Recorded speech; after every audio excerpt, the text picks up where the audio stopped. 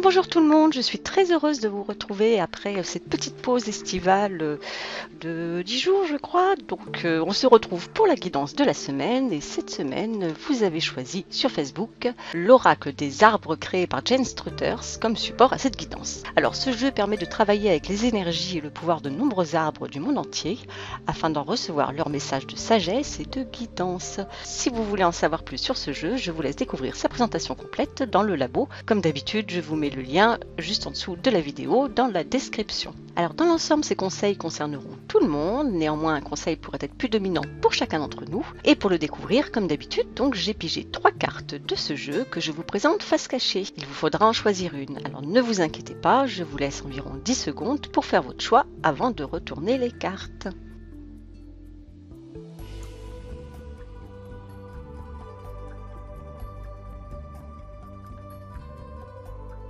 Les 10 secondes sont passées, donc on va découvrir les cartes. Si vous avez choisi la carte numéro 1, c'est le marronnier de l'Inde, sagesse, considération.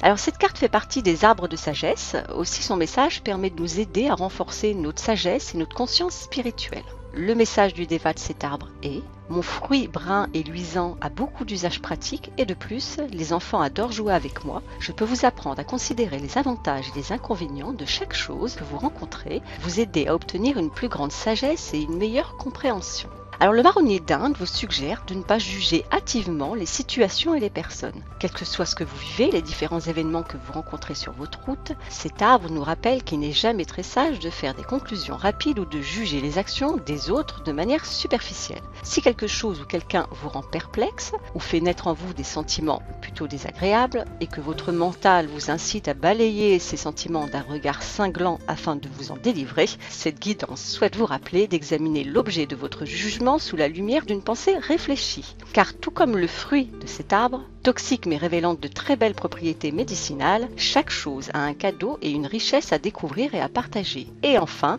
si vous êtes dans une situation où vous avez beaucoup de difficultés à palper les réponses, si les solutions vous paraissent intangibles ou imperceptibles, cette guidance vous souffle que parfois il y a autant de réponses dans l'attente et la quête. Aussi soyez patient, les réponses viendront à vous au moment opportun.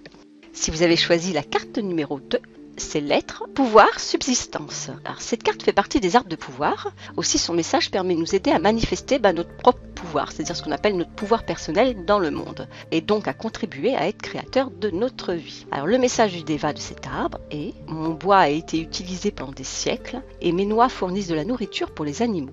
Je garde mes feuilles mortes chaque hiver pour me protéger du temps le plus rigoureux et je vous protégerai et vous nourrirai aussi si vous le désirez. » Le être souhaite nous parler de nos connaissances, de ce que nous avons acquis et de ce que nous en faisons. Cet arbre prodigue des conseils complémentaires. Quels que soient nos projets, il nous suggère d'apprendre et d'étudier. De nouvelles connaissances sont nécessaires afin d'atteindre vos objectifs. Ces connaissances peuvent être autant liées à une discipline, un métier, bref à ce que l'on appelle communément un domaine d'activité, mais aussi à l'approfondissement des mécaniques de fonctionnement d'une relation, d'un groupe, d'une personne ou même de soi-même. L'idée étant d'approfondir un sujet qui vous préoccupe en nourrissant votre âme des expériences et de la beauté de ce que vous allez découvrir. D'autre part, le être vous suggère également de prendre soin de vous, de vos proches, de ce qui est plus de l'ordre du matériel. Il vous souffle de soigner vos biens et d'économiser votre énergie. Il est temps d'être rentable et pour cela vous avez peut-être besoin de reprendre des forces et de vous économiser un peu plus. Apprenez à reconnaître les richesses que vous possédez, valorisez-les en vous en servant tout en évitant de les gaspiller car ils pourraient vous être utiles dans le futur. En somme, apprenez à nourrir et à protéger votre âme, votre esprit et votre corps afin de vous réaliser.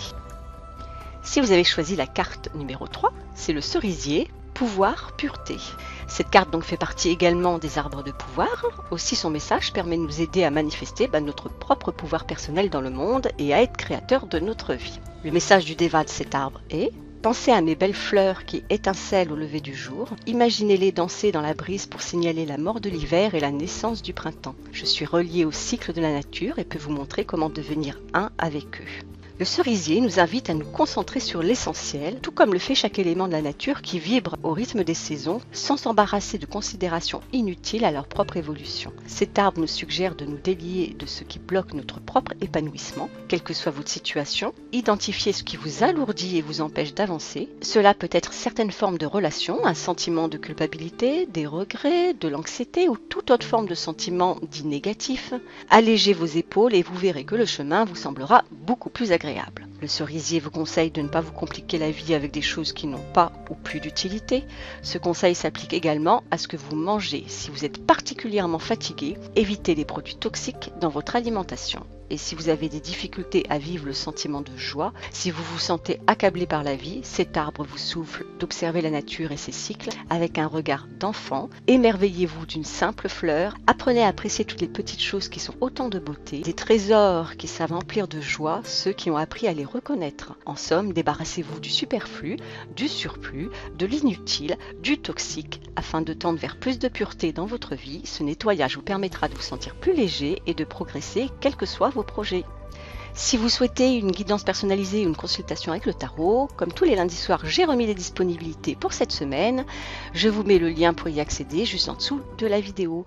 Je vous souhaite à tous une excellente semaine et je vous fais des gros bisous.